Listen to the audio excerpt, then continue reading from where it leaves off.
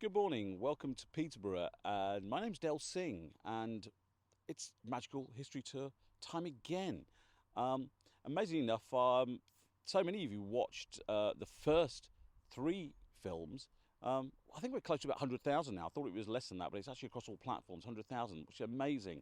I do keep getting stopped by people. It's not a Crime Watch reconstruction or anything, but people stop me and say, you know, you're the kind of like Peterborough archivist history guy. In fact, the best one I've had was, you're the history homeboy for Peterborough, and I'm going to hang on to that one there, history homeboy for Peterborough.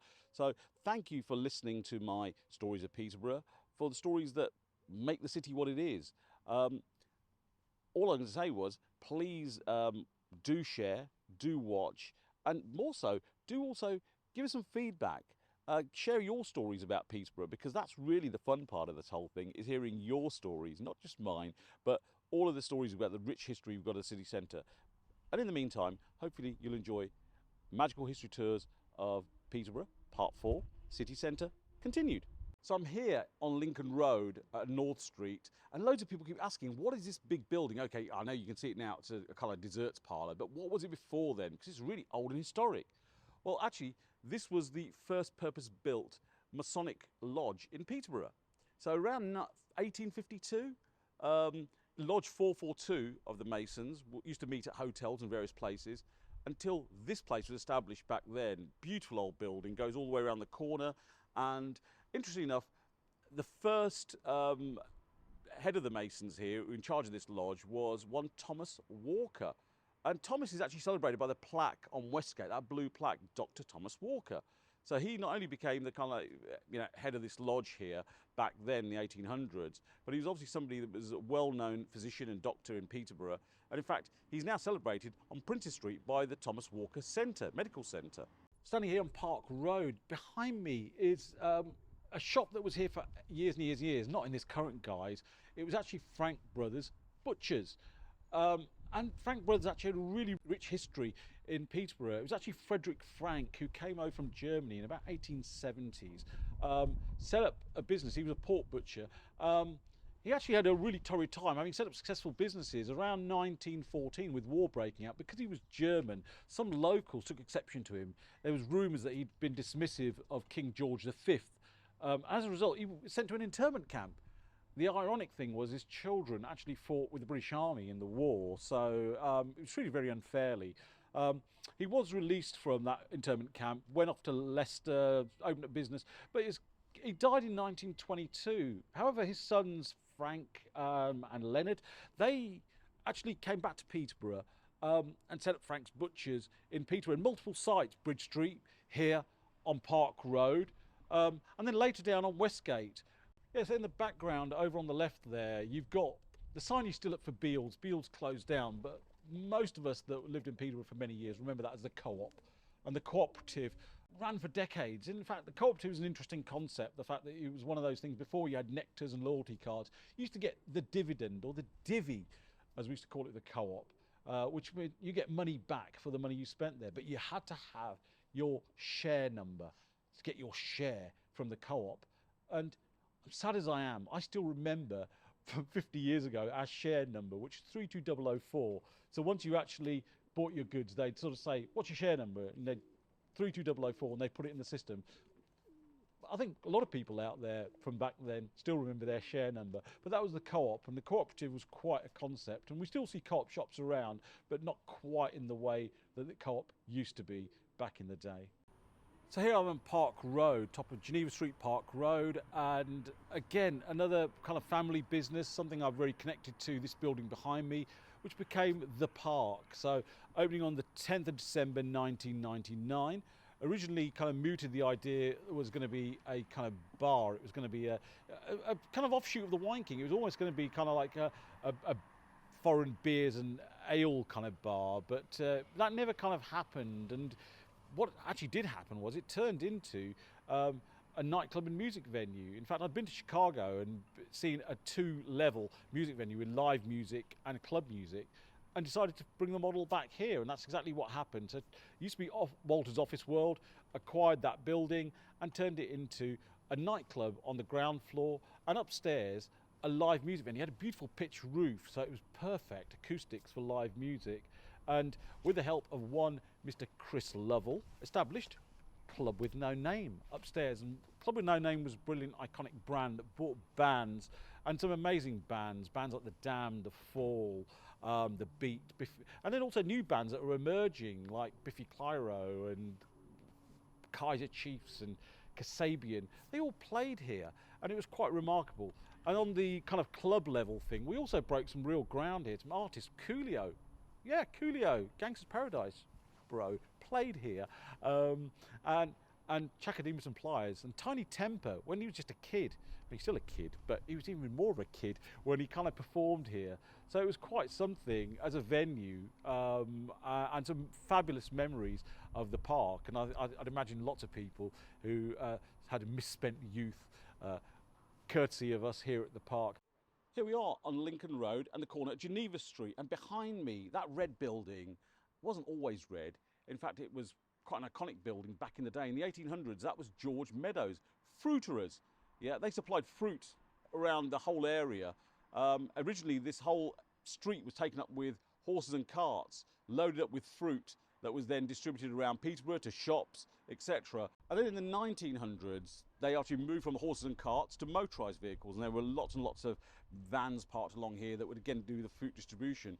So George Meadows were here on this corner, this iconic corner, for decades through the 1800s and 1900s. They moved to Westgate for a short while before they went out of business. But this place, there's some beautiful old photographs exist of the carts lined up along here, and even the wagons and stuff, and the fruit being loaded down on pulleys and people taking it and distributing it. So this really was a very different hub of business back in the 1800s and 1900s. Here on Fitzwilliam Street, I have a lot, and I mean a lot, of memories to Fitzwilliam Street, primarily because of family businesses, but some other memories too, including this place here, which used to be Mansfield Hall Snooker Club. So these doors would open, there'd be a staircase, stone staircase going up to what was a twilight world of snooker. Smoke-filled, loads of snooker tables. It was kind of a very dimly lit place.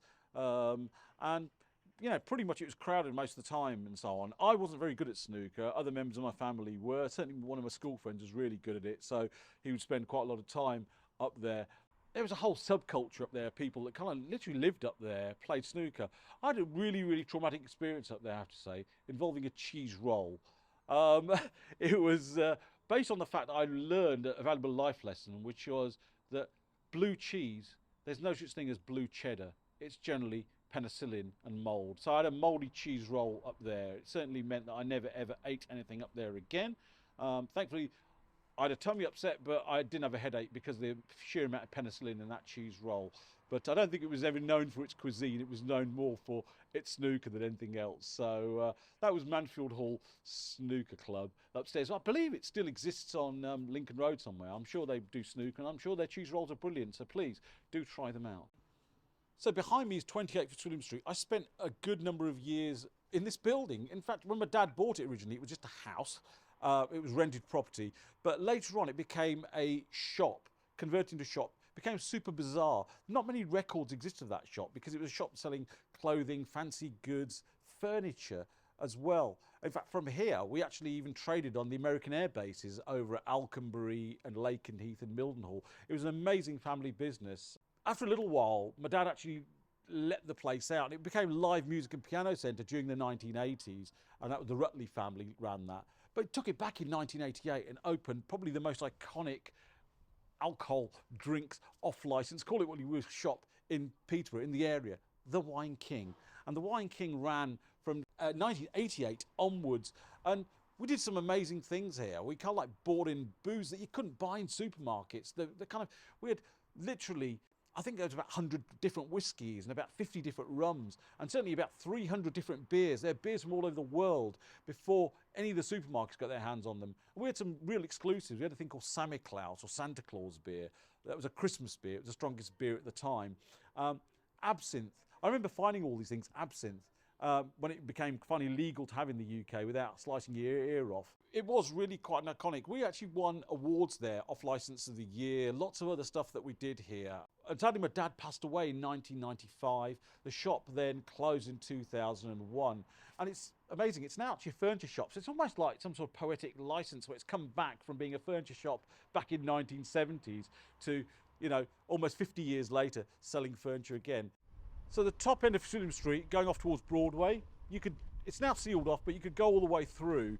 And back in the 60s and 70s, certainly, the shop behind me was one of my favourites. It was the Candy Box, a sweet shop, but par excellence.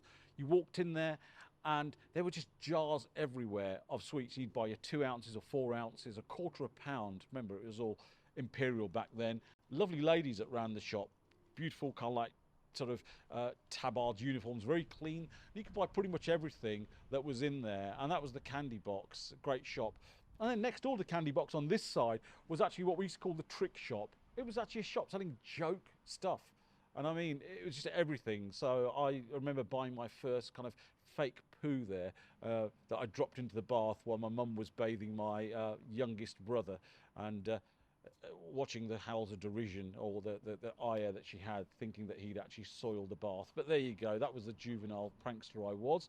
I did actually buy some stink bombs there. I think I got caught out of school with those, so maybe not a great thing to do, and the nail through the finger. So that was a joke shop here. So behind me now is the library. It was relocated. We'll talk a little bit more about the library in a bit, but there used to be shops all the way along here behind me. There would sort of be shops along here, and probably one of my favourites was the stamp shop. There were lovely gentlemen there that sort of sold bags of stamps and stamp albums, and really got me into that whole idea of kind of stamp collecting. And in fact, it certainly increased my knowledge of the world through stamps. In fact, I think at one point I pretty much knew every capital city in the world because of my stamp album and stamp collecting. So Fitzwilliam Street had a very, very broad range of shops all along here, which sadly are no more. Okay, so this is the site of the original public library here in Peterborough, founded in 1906 funded by Andrew Carnegie, he of Carnegie Hall fame, New York City, industrialist, steel magnate. Cost us £6,000, funny enough. As a result of it, Andrew Carnegie became the first freeman of Peterborough City here.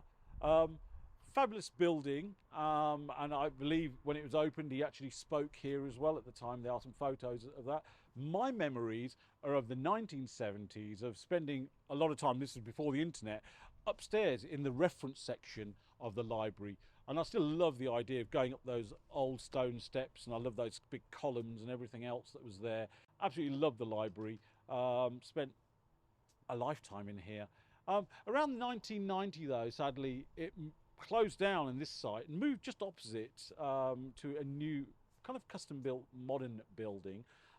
Since then, this building has been pretty much used for entertainment. It became Ronaldo's nightclub, Break for the Border, Baccarat, Bar Fever most recently, and now it's being used as a restaurant. So it was Imperial Bento, Bar Char, now the Gurkha de Bar. It's got a really rich history here in Peterborough, and all thanks to Andrew Carnegie. So here we have what was the Odeon Cinema when I was growing up, but this place has real history behind it. I mean, I have memories of this when it was, it was originally a one-screen cinema, a really large single screen. It was then made into 3 screens. I have great memories of actually sneaking in here to the 3 screens because you could get in along the side. I had a friend, sadly not with us anymore, who was a little shorter in height and stature, and we could never get into those AA or certainly not the X films. And so I'd often be able to get in wearing platform shoes and then let him in through the side door. But less said about that, the better. Okay, so this behind me here on Broadway is the site of what was Peterborough's first theatre, the Theatre Royal. Now, opened originally as a public hall back in around 1877. Around 1890, it became the Theatre Royal. Went through a number of name changes. I think it became the Grand, and then the Empire Grand, and the Theatre Royal Grand. But it was about 600-seat facility. The curtain finally came down in 1959. Not in the Book was the last performance that ran here. And then in 1961, the place was effectively closed down, demolished to make way for Shelton's department store here in Peterborough. Moving forward to 1996, it became part of the Broadway Theatre. So here we are, Cattle Market Road. It is Cattle Market Road, and the simple reason is This was established in 1866 as a cattle market.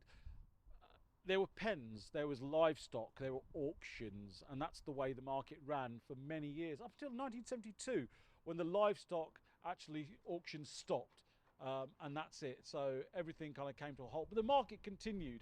And the old part of the market, as I know it, back in the 1970s, it wasn't undercover. You used to turn up and effectively have to put up your stall every day. So with frameworks, trestle tables. For me, it was an absolute ordeal. I hated as a kid getting up on a Saturday morning at 6 to come up and do this. So much so that I used to find any excuse to not get out of bed. In fact, my brothers used to often have to throw my duvet down the stairs to get me out of the bed. So the site of the Tesco at the moment was the Hippodrome. 1907 that was opened, and again it went through various guises, became the Palladium, and then finally closed down in 1936. So opposite the Hippodrome, you actually had what was the Broadway Kinema.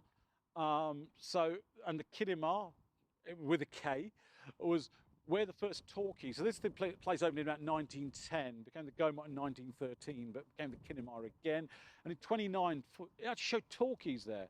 But the real cinema experience, I guess, was the Embassy that was opened in 1937, and it was very Art Deco in style. Huge, beautiful building inside. I have some fond memories of that as a child. Amazing artists played there. So Laurel and Hardy played there.